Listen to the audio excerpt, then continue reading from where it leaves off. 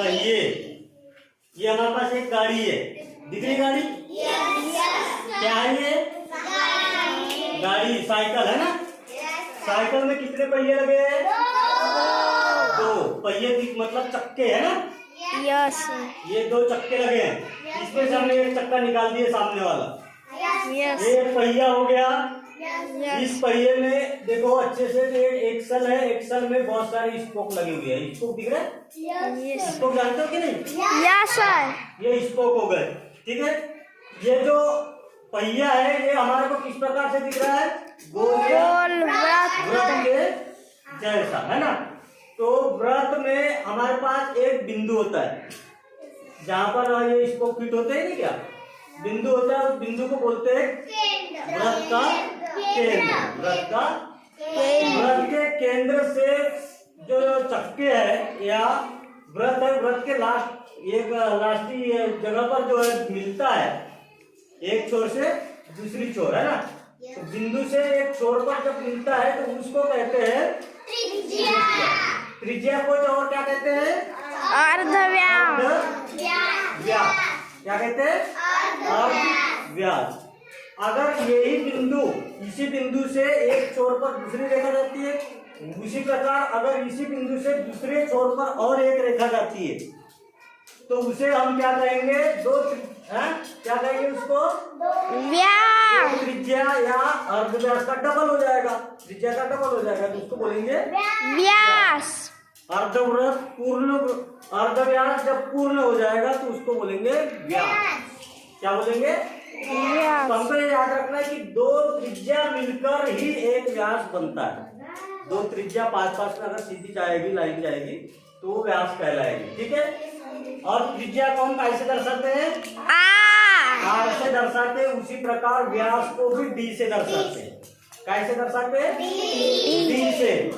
यदि कोई रेखा वृत्त के एक छोर से दूसरे छोर तक, एक छोर से दूसरे छोर तक केंद्र बिंदु से जाती है तो उसको कहते हैं व्यास। इसे क्या कहते हैं? व्यास। हमने इसके पहले भी स्केल, प्रकार और चांद वगैरह के बारे में बताया, लेकिन फिर से हम और एक बार स्केल के बारे में बता रहे हैं। स्केल को समझ लो, है ना? स्केल में ऊपर की ओर देखोगे तो छोटे छोटे लाइन बनी है और उनके साथ साथ उसमें अंक भी लिखे हैं, है ना? तो पहले देखेंगे तो शुरुआत में 0 लिखा, अपनी स्केल में देखो 0 लिखा होता है, दिख रहा है? उसके बाद में छोटी छोटी लाइनें होती है। छोटी छोटी क्या होती है? लाइनें। छोटी एक बड़ी लाइन के बाद में छोटी छोटी 4 लाइनें होगी और उसके बाद में और उससे थोड़ी सी बड़ी, लेकिन जो बड़ी लाइन है उससे छोटी। 4 लाइन के बाद 5वीं लाइन होगी, फिर उसके बाद में 1 2 3 4 छोटी लाइन होगी और एक सबसे बड़ी एक लाइन होगी, ठीक है। और वो जो बड़ी लाइन है उसको 1 से दर्शाया गया स्केल में, दिख रहा है? Yes sir. उसके बाद फिर करेंगे तो 1 2 3 4 छोटी लाइन, उसके बाद एक मंझली लाइन मान लो, उसको मंझली लाइन ले लो, तो वो एक छोटी लाइन हो गई। फिर उसके बाद में और छोटी छोटी छोटी 4 लाइन और एक बड़ी लाइन आएगी, वह उसको कहेंगे हम 2। ऐसी क्रम से अगर इस प्रकार से देखेंगे तो हमारी स्केल में आखिरी का पॉइंट जो आएगा वो है 15। कितना है? 15। तो हमारी स्केल जो है वो सेंटीमीटर की है। एक हमारी जो स्केल है वो 15 सेंटीमीटर लंबी है। कितनी सेंटीमीटर लंबी है? 15 सेंटीमीटर। अब मैं ये छोटे छोटी जो लाइनें होती है, तुमने पूछना चाहिए कि ये छोटी छोटी लाइनें स्केल में क्यों होती है? तो ये छोटी छोटी लाइनें काय को बताती वाला? मिलीमीटर, मिली सेंटीमीटर क्या कहलाती है? मिली सेंटीमीटर। ये छोटी छोटी लाइनें वो क्या कहलाती है? मिली सेंटीमीटर, ठीक है। और ये पूरा 1 सेंटीमीटर, ये वाला माप जो हो गया वो कितना हो गया? पूरा 1 सेंटीमीटर। फिर 0 से हम 2 सेंटीमीटर कहेंगे, 0 से गिनते जाएंगे तो 2 सेंटीमीटर। फिर 0 से यहाँ तक जाएंगे तो कितना सेंटीमीटर? 3 सेंटीमीटर। वैसे ही गिनते जाएंगे कि लास्ट में 15 सेंटीमीटर। ऐसे में अब आपको हम बताते हैं स्केल में गिनना, है ना। हम अगर आपके पास छोटी स्केल है, छोटी स्केल, इसमें हमको गिनना है। मान लो कि प्रश्न हमके पास आ गया, प्रश्न हमारे पास आ गया कि 3 सेंटीमीटर त्रिज्या का एक वृत्त बनाइए। क्या बनाइए? वृत्त। कितने सेंटीमीटर का? 3 तो हम सेंटीमीटर। स्केल लेंगे, प्रकार लेंगे, और प्रकार में हम यहाँ 3 सेंटीमीटर काउंट करके देखेंगे। वो 0 से गिनना है, 0 से नीचे आना। 0 1 2 3 4 5 इस प्रकार सबको 3 तक गिनना है। फिर 3 पर एक उंगली रखेंगे और दूसरे हिस्से 0 पर पेंसिल रखेंगे। ये गिन के हो जाएगा।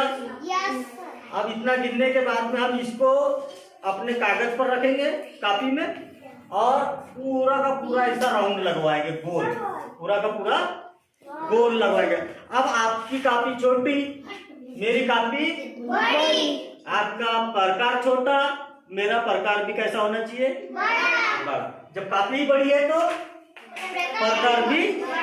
अब हमारे पास स्पेशल प्रकार नहीं है तो हमने एक प्रकार बनाया है। ये देखो, एक चाक रखे हैं और चाक में एक धागा लगा दिए। Yes sir. दिख रहा है कि नहीं दिख रहा है? Yes sir. अब इसको हम जो चाक है इसको हम मानेंगे पेंसिल। क्या मानेंगे? पेंसिल। और ये धागा कहलाएगा प्रकार। क्या कहलाएगा? आप डिवाइडर के माध्यम से देखो, हमको 3 सेंटीमीटर गिनना है। हमारे पास अनुमानित एक स्केल भी है ना। इस स्केल में हम 3 सेंटीमीटर गिनेंगे, चाक रखेंगे 3 सेंटीमीटर पर, और ये धागा बढ़ते जाएगा 0 तक। कहाँ तक? 0। इस 0 पर रखे, और इस 0 की ये हमारे लिए होगी त्रिज्या। क्या कहलाएगी? इस त्रिज्या हमने कोई एक निश्चित बिंदु बना लिया है कागज पर, निश्चित बिंदु, और इस बिंदु को नाम भी दे दिया। जैसे आप लोगों का नाम है ना, इस बिंदु का नाम है O। इस बिंदु का नाम क्या है? O। और इस बिंदु पर हम अपना प्रकार का भाग रखेंगे 3 सेंटीमीटर। ये हो गया। और ये पेंसिल हो गई। इस पेंसिल से हमने आसपास क्या किया, ऐसा घुमा के गोल घेरा बना दिया। आसपास गोल घेरा बन गया ना। अब हमारे पास जो 3 सेंटीमीटर नाप लिए थे अपनी स्केल से, ये स्केल है अपनी, इस स्केल से जो नाप लिए थे और उस बिंदु पर रखे थे, उस बिंदु को हमने O कहा था। उसी वो बिंदु से हमको वृत्त के एक छोर पर स्केल की सहायता से क्या करना है? लाइन खींचना है। अब हमने ये देखो लाइन खींचा है, हमारी स्केल भी बन गई है। इससे हमने स्केल से लाइन खींच दिया, और जहां पर जिस बिंदु से वृत्त के किसी एक छोर पर निशान पड़ रहा है, उस बिंदु को भी हमने क्या कर दिया? नाम P दे दिया। उसको क्या नाम दे दिया? P। और फिर O और P को मिला दिया, लाइन खींच दी, मिल गया। अब ये जो मिला, ये जो रेखा है, इस रेखा का भी नाम होगा, क्योंकि आजकल सबका नाम होता है कि नहीं होता? तो इस रेखा का भी क्या नाम हो गया? तो ये हमारे लिए क्या हो गई? OP एक त्रिज्या हो गई। OP एक क्या हो गई? त्रिज्या।